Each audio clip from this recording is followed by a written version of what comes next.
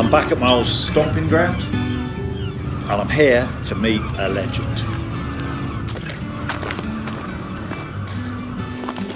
Essentially this is rich pickings for you, isn't it, Richard?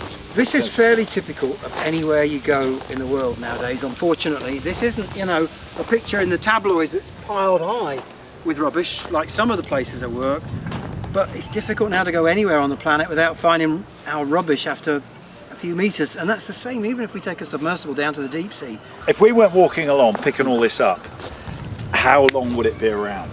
That is always the burning question, isn't it? I know it varies from item to item, but we're talking hundreds of years, aren't we? We're talking hundreds, if not thousands of years. You know, we haven't been making plastics long enough to fully understand the rates of degradation in the natural environment.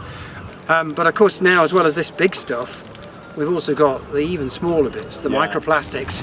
You know, if I grab a handful of sand here, if we took it back and looked at it under the microscope, we'd find that there were now pieces of plastic smaller than the grains of sand themselves, and we found those literally down to pieces 10 or 20 microns in size, and most scientists in the field believe there'll be even smaller bits there that are kind of below the level of detection. Why are tiny bits of plastic a problem? We've shown that because as they get smaller and smaller, the range of marine life that they're available to, that they're kind of what we say biologically accessible to, increases, and that could be anything from a plankton feeding whale, one of the biggest creatures that we know, right down to, you know, a tiny amphipod living on the shore down there, a few millimeters in size. What can consumers do? What can people like us do, just buying the stuff, the end user? But also at the higher level, what can we do in legislation, government terms, industry terms? Give us the bag back for a minute. I mean, all of the stuff we've picked up here, I mean, none of that needs to be on the beach. I mean, the first thing is to make sure you dispose of your waste properly.